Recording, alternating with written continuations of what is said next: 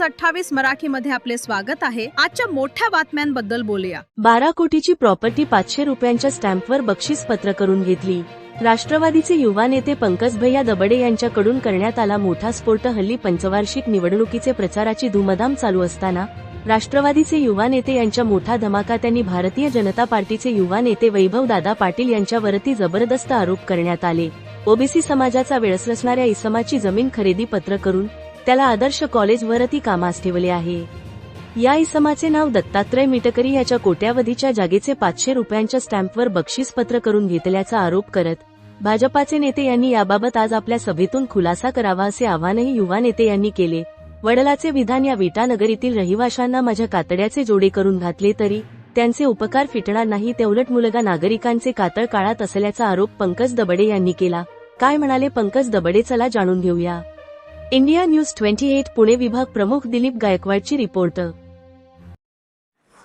आज विटा नगरपालिकेची रणधुमाळी चालू आहे। या रणधुमाळीत काही गोष्टी तुमच्या समोर आणायच्या आहेत। मला लहान असताना आम्ही शाळेत आम्हाला एक गोष्ट माहिती होती, अल्लादीन, जिन, चिराग। ह्या विट्यात अशीच घटना आहे। विट्यात राजकारण असं चालू आहे। विट्यातलं राजकारण, एक अल्लादीन असतोय, तो चिराग असला की जिन बाहेर पडतो। लोकांची काम काय, त्याची इच्छा असली की लोकांच्या जिनकडे काय पाहिजे, जेवण पाहिजे, फिरायला पाहिजे, असं काही गोष्टी करतोय। अशी घटना विट्यात आहे। विट्यात एक चिराग आहे, विटा शहर, त्याचा अल्लादीन वैभव पाटील आणि जिन आहे सदाभाऊ पाटील। ज्यावेळी इलेक्शन लागलं की वैभव पाटील जिन गाजतोय, सदाभाऊनं बाहेर काढतोय। सदाभाऊ फिरते, ते 4 महिने गावतील लोकांची कामं काय सांगा, गोड बोलते, ते वैभव चुकलाय, मॅप मागतो, माझ्याकडे बघून सबळून घ्या। वैभव पाटील लोकांचं जमीन लिहून घेतोय, घोटाळा करतोय। इलेक्शन झालं की रातच त्या दिवशीच वैभव पाटील चिराग गाजला की सदाभाऊ गायब। सदाभाऊ परत 4 वर्ष 8 महिने लोकांच्या समोर येत नाहीत। लोकांच्या नरड्यावर हा वैभव पाटीलचा फास आहे, हा दिवसेंदिवस आवडत चाललाय। त्याबद्दल तुम्हाला मी एक घटना सांगणार आहे। माझ्यासमोर एक ही कागद आहेत।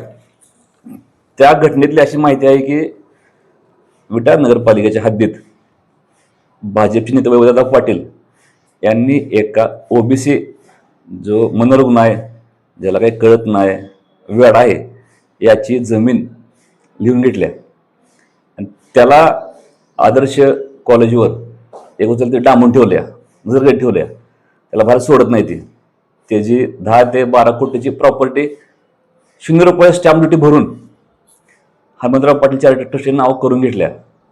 वर्ष झालं तो तिथंच कामालाच आहे। त्याला तिथं तिने कामाला ठेवलाय, स्वच्छता करायची, बांगलाची साफसफाई करायची। त्याची प्रॉपर्टी लिहून घेतल्या, त्याला तिने मोकळा सोडला नाही।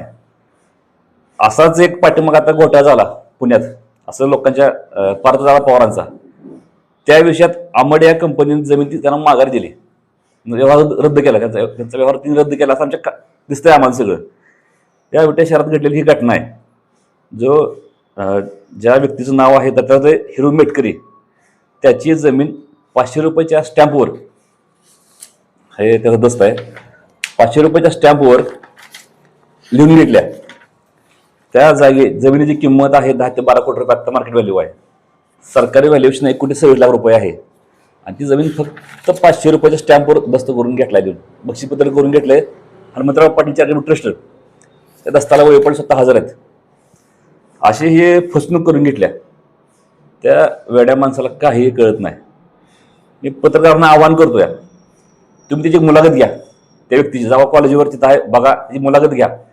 त्याला काहीही बोलता येत नाही, त्याला सांगता येत नाही। तुम्ही त्याला प्रश्न विचारा, हा दस्त ही सही तुझी आहे का? त्याला सही करता येत नाही। 1,26,00,000 सरकारी व्हॅल्युएशनची प्रॉपर्टी 500 रुपये स्टॅम्पवर लिहून घेतल्या। शासनाने फसवणूक केली आहे। त्या माणसाला त्यांनी तिथं लोकांना कळालं बाबा असा घोटाळा झालाय, त्यावेळेपासून त्यांनी त्याला तिथं कॉलेजवर डांबून ठेवल्या। तुम्ही ते जाऊन भेट घ्या, त्याला विचारा बाबा काय चाललंय नक्की, तू सही केलीस का? त्या खालचा विषय असा आहे की हा ओबीसी समाजात पुरुष आहे। आता राजकारण चालू आहे, ओबीसी चालू आहे। आता तुम्ही ओबीसी समाजासाठी लोकांची मतं मागताय, मग तुम्ही समाजावर अन्याय करताय का? तुम्ही लोकांना फसताय का? ओबीसी समाजाची फसवणूक करताय, तुम्हाला फक्त पैसा प्यार आहे।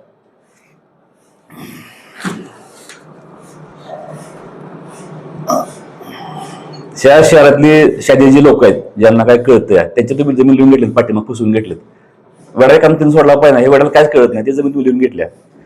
त्यानंतर विटा शहरात जे घरकुलची योजना आली ती मी परवा पण सांगितलं, त्या घरकुल योजनेचे जे पैसे आहेत, सचिन महापौर तिथं कामाला नगरपालिकेत आहे, त्या विभागाचं काम करतोय.